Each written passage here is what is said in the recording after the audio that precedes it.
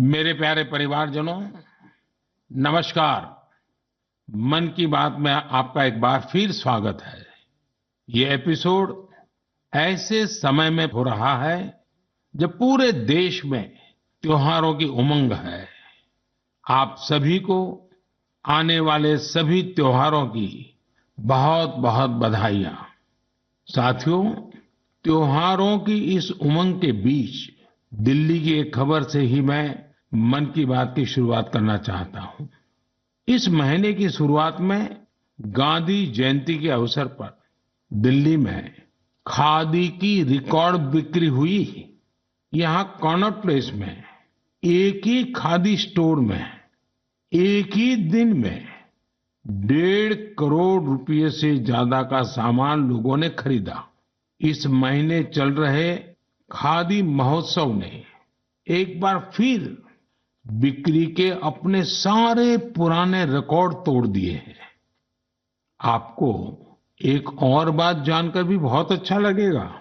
10 साल पहले देश में जहां खादी प्रोडक्ट्स की बिक्री बड़ी मुश्किल से 30,000 करोड़ रुपए से भी कम थी, अब ये बढ़कर 1.25 लाख करोड़ रुपए के आसपास पहुंच रही है। खादी की बिक्री बढ़ने का मतलब है इसका फायदा शहर से लेकर गांव तक में अलग अलग वर्गों तक पहुंचता है। इस बिक्री का लाभ हमारे बुनकर, हस्तशिल्प के कारीगर, हमारे किसान, आयुर्वेदिक पौधे लगाने वाले, कुटीर उद्योग सबको लाभ मिल रहा है।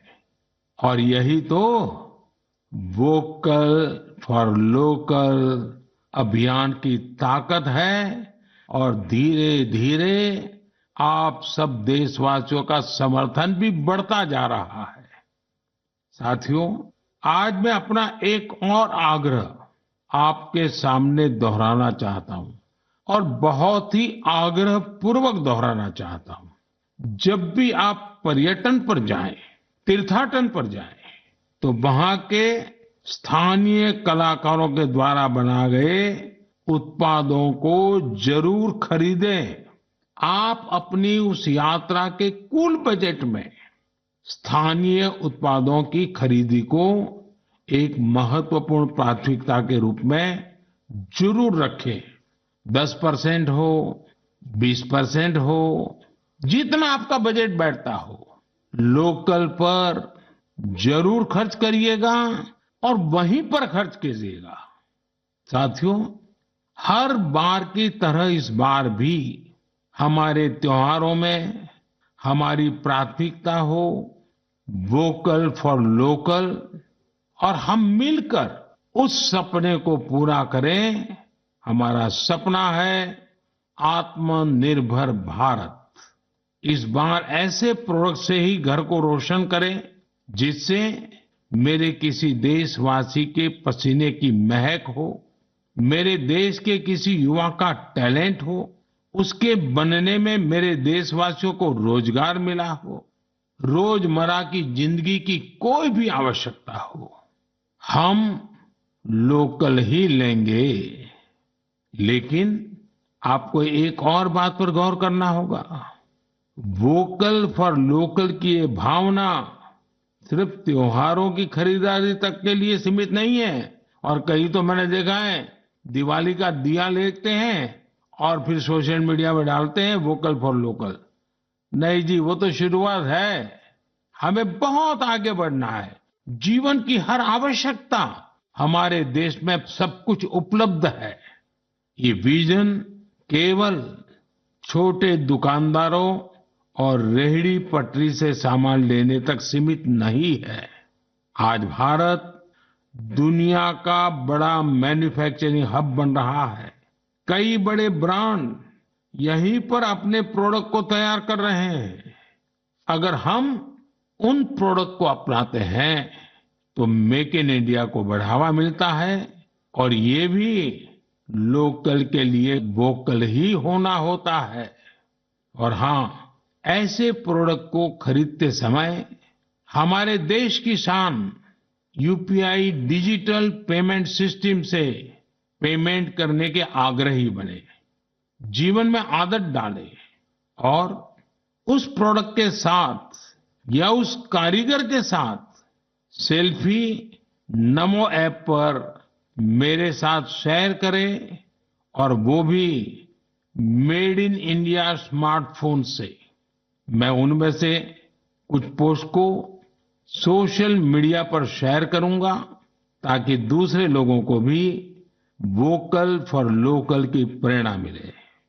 साथियों, जब आप भारत में बने, भारतीयों द्वारा बनाए गए उत्पादों से अपनी दिवाली रोशन करेंगे, अपने परिवार की हर छोटी मोटी आवश्यकता लोकल से पूरी करेंगे, तो दिवाली की जगमगाहट ज्यादा बढ़ेगी ही बढ़ेगी, लेकिन उन कारीगरों की जिंदगी में एक नई दिवाली आएगी, जीवन की एक नई सुबह आएगी, उनका जीवन शानदार बनेगा।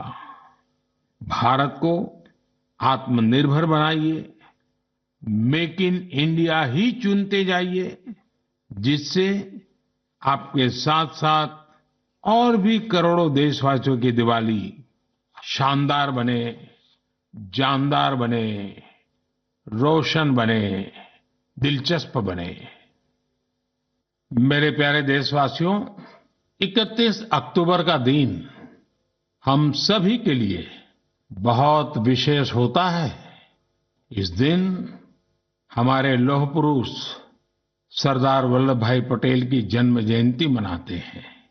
हम भारतवासी उन्हें कई वजहों से याद करते हैं और श्रद्धापूर्वक नमन करते हैं। सबसे बड़ी वजह है देश की 580 से ज्यादा रियासतों को जोड़ने में उनकी अतुलनीय भूमिका। हम जानते हैं, हर साल 31 अक्टूबर को गुजरात में स्टैच्यू ऑफ यूनिटी पर एकता दिवस से जुड़ा मुख्य समारोह होता है।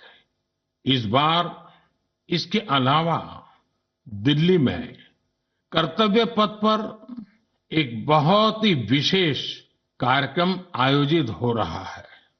आपको याद होगा, मैंने पिछले दिनों देश के हर गांव से, हर घर से मिट्टी संग्रह करने का आग्रह किया था।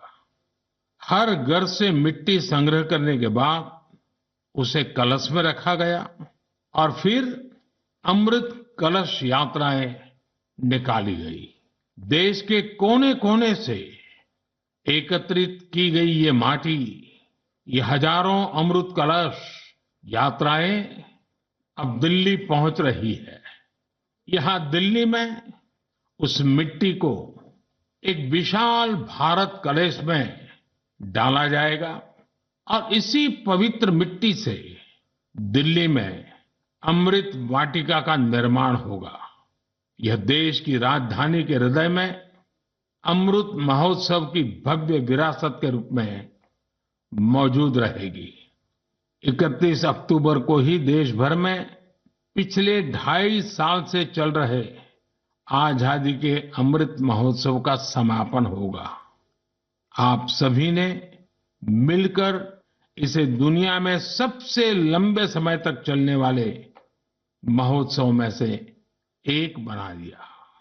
अपने सेनानियों का सम्मान हो या फिर हर घर तिरंगा, आजादी के अमृत महोत्सव में लोगों ने अपने स्थानीय इतिहास को एक नई पहचान दी है।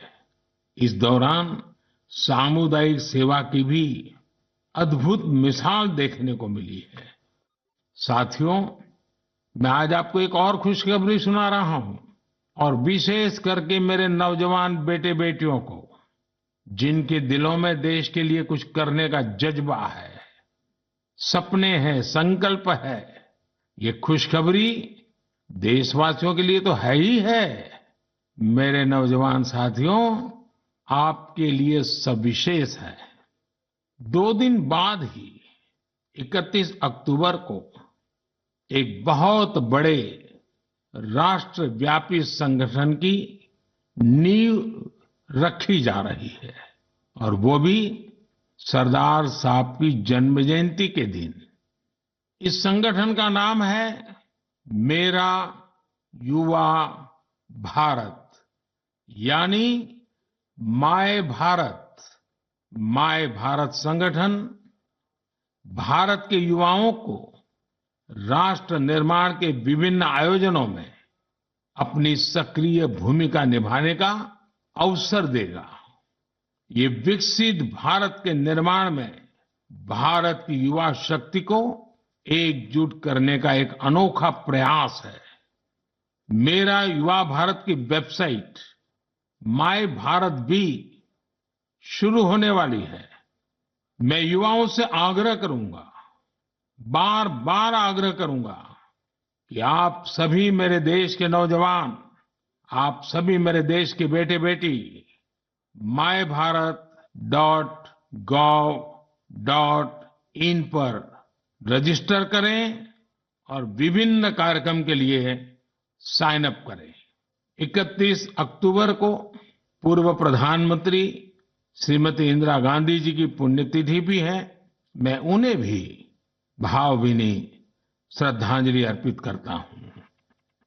मेरे परिवारजनों, हमारा साहित्य, लिटरेचर एक भारत श्रेष्ठ भारत की भावना को प्रगाढ़ करने के सबसे बेहतरीन माध्यमों से एक है।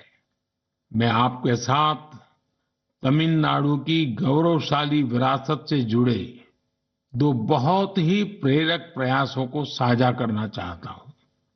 मुझे तमिल की प्रसिद्ध लेखिका बहन शिवशंकरी जी के बारे में जानने का अवसर मिला है। उन्होंने एक प्रोजेक्ट किया है, नीट इंडिया थ्रू लिटरेचर। इसका मतलब है साहित्य से देश को एक धागे में पिरोना और जोड़ना। वे इस प्रोजेक्ट पर बीते 16 सालों से काम कर रही है। इस प्रोजेक्ट के जरिए उन्होंने 18 भारतीय भाषाओं में लिखे साहित्य का अनुवाद किया है। उन्होंने कई बार कन्याकुमारी से कश्मीर तक और इम्फाल से जैसलमेर तक देश भर में यात्राएं की ताकि अलग अलग राज्यों के लेखकों और कवियों के इंटरव्यू कर सके। शिवशंकरी जी ने अलग अलग जगहों पर अपनी यात्रा की, ट्रैवल कमेंट्री के साथ उन्हें पब्लिश किया है। ये तमिल और अंग्रेजी दोनों भाषाओं में है। इस प्रोजेक्ट में 4 बड़े वॉल्यूम्स हैं और हर वॉल्यूम भारत के अलग अलग हिस्से को समर्पित है। मुझे उनकी इस संकल्प शक्ति पर गर्व है। साथियों, कन्याकुमारी के थिरु ए.के. पेरुमल जी का काम भी बहुत प्रेरित करने वाला है। उन्होंने तमिलनाडु के ये जो स्टोरी टेलिंग ट्रेडिशन है उसको संरक्षित करने का सराहनीय काम किया है। वे अपने इस मिशन में पिछले 40 सालों से जुटे हैं। इसके लिए वे तमिलनाडु के अलग अलग हिस्सों में ट्रैवल करते हैं और फोक आर्ट फोरम्स को खोजकर उसे अपनी बुक का हिस्सा बनाते हैं। आपको जानकर आश्चर्य होगा कि उन्होंने अब तक ऐसी करीब 100 किताबें लिख डाली हैं। इसके अलावा पेरुमल जी का एक और भी पैशन है।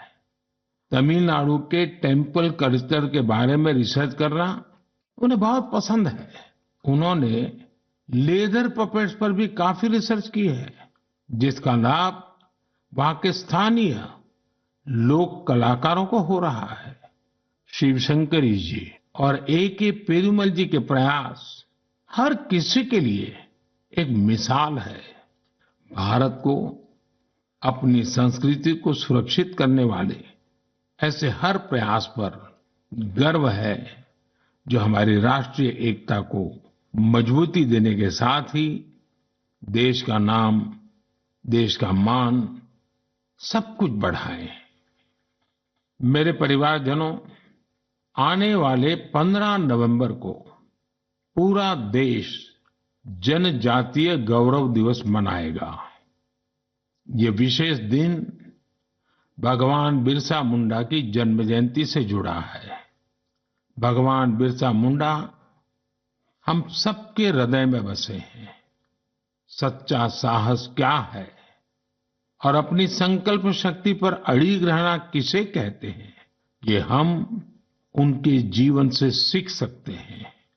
उन्होंने विदेशी शासन को कभी स्वीकार नहीं किया। उन्होंने ऐसे समाज की परिकल्पना की थी जहां अन्याय के लिए कोई जगह नहीं थी। वे चाहते थे कि हर व्यक्ति को सम्मान और समानता का जीवन मिले। भगवान बिरसा मुंडा ने प्रकृति के साथ सद्भाव से रहना, इस पर भी हमेशा जोर दिया। आज भी हम देख सकते हैं कि हमारे आदिवासी भाई बहन प्रकृति की देखभाल और उसके संरक्षण के लिए हर तरह से समर्पित है। हम सबके लिए हमारे आदिवासी भाई बहन का ये काम बहुत बड़ी प्रेरणा है। साथियों, कल यानी 30 अक्टूबर को गोविंद गुरु जी की पुण्यतिथि भी है। हमारे गुजरात और राजस्थान के आदिवासी और वंचित समुदायों के जीवन में गोविंद गुरु जी का बहुत विशेष महत्व रहा है। गोविंद गुरु जी को भी मैं अपनी श्रद्धांजलि अर्पित करता हूं। नवंबर महीने में हम मानगढ़ नरसंहार की बरसी भी मनाते हैं। मैं उस नरसंहार में शहीद मां भारती की सभी संतानों को नमन करता हूं। साथियों, भारतवर्ष में आदिवासी योद्धाओं का समृद्ध इतिहास रहा है। इसी भारत भूमि पर महान तिलका मांझी ने अन्याय के खिलाफ बिगुल फूंका था।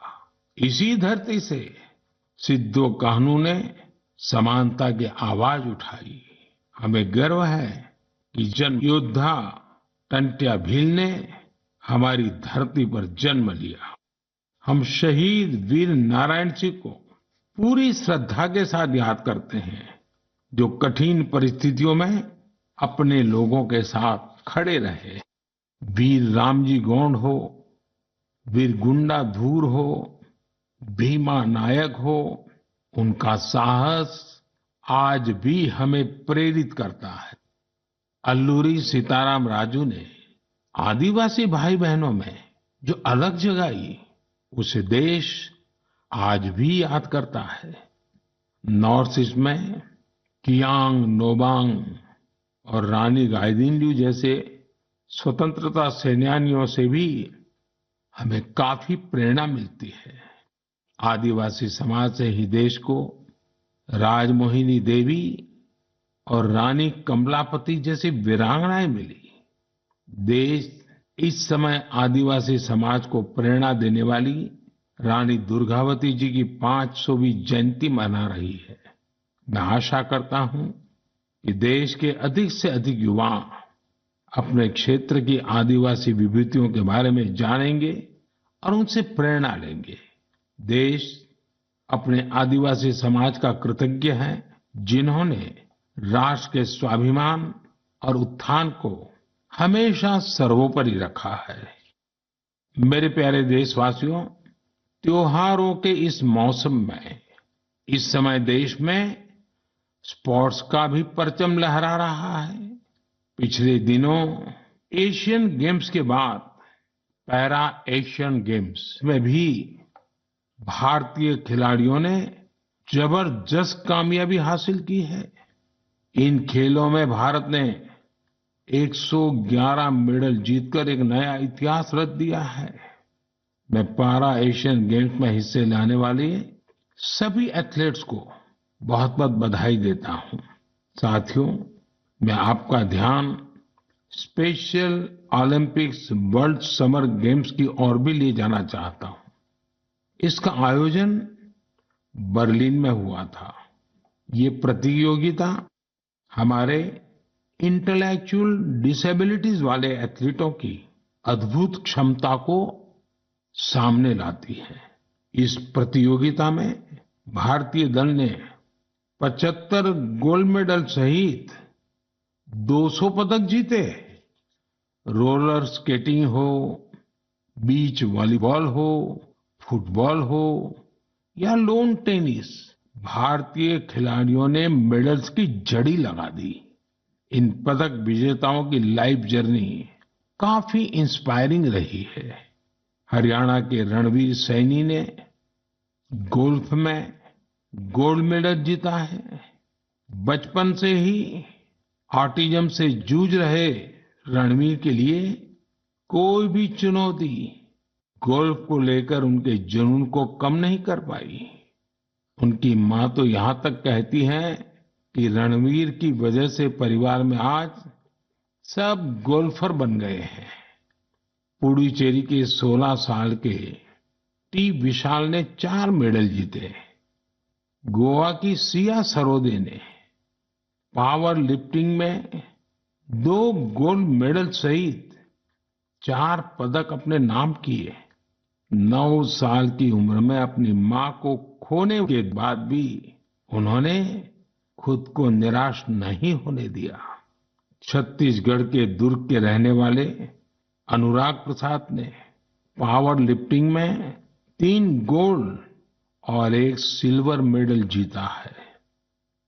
ऐसी ही प्रेरक गाथा झारखंड के इंदु प्रकाश की है, जिन्होंने साइकिलिंग में 2 मेडल जीते हैं। बहुत ही साधारण परिवार से आने के बावजूद इंदु ने गरीबी को कभी अपनी सफलता के सामने दीवार नहीं बनने दिया। मुझे विश्वास है इन खेलों में भारतीय खिलाड़ियों की सफलता इंटेलेक्चुअल डिसेबिलिटीज का मुकाबला कर रहे अन्य बच्चों और परिवारों को भी प्रेरित करेगी। मेरी आप सबसे भी प्रार्थना है, आपके गांव में, आपके गांव के अगल बगल में ऐसे बच्चे जिन्होंने इस खेलकूद में हिस्सा लिया है या विजयी हुए हैं, आप सपरिवार उनके साथ जाइए, उनको बधाई दीजिए और कुछ पल उन बच्चों के साथ बिताइए। आपको एक नया ही अनुभव होगा। परमात्मा ने उनके अंदर ऐसी एक शक्ति भरी है, आपको भी उसके दर्शन का मौका मिलेगा। जरूर जाइएगा। मेरे परिवारजनों, आप सभी ने गुजरात के तीर्थ क्षेत्र अंबाजी मंदिर के बारे में तो अवश्य ही सुना होगा। यह एक महत्वपूर्ण शक्तिपीठ है, जहां देश विदेश से बड़ी संख्या में श्रद्धालु मां अंबे के दर्शन के लिए पहुंचते हैं। यहाँ गब्बर पर्वत के रास्ते में आपको विभिन्न प्रकार की योग मुद्राओं और आसनों की प्रतिमाएं दिखाई देगी। क्या आप जानते हैं कि इन प्रतिमाओं की खास क्या बात है? दरअसल ये स्क्रैप से बने स्कल्पचर हैं, यानी एक प्रकार से कबाड़ से बने हुए, और जो बेहद अद्भुत है, यानी ये प्रतिमाएं इस्तेमाल हो चुकी, कबाड़ में फेंक दी गई पुरानी चीजों से बनाई गई हैं। अंबाजी शक्तिपीठ पर देवी मां के दर्शन के साथ साथ ये प्रतिमाएं भी श्रद्धालुओं के लिए आकर्षण का केंद्र बन गई है। इस प्रयास की सफलता को देखकर मेरे मन में एक सुझाव भी आ रहा है। हमारे देश में बहुत सारे ऐसे लोग हैं जो वेस्ट से इस तरह की कलाकृतियां बना सकते हैं। तो मेरा गुजरात सरकार से आग्रह है, वो एक प्रतियोगिता शुरू करे और ऐसे लोगों को आमंत्रित करे। ये प्रयास गब्बर पर्वत का आकर्षण बढ़ाने के साथ ही पूरे देश में वेस्ट टू वेल्थ अभियान के लिए लोगों को प्रेरित करेगा।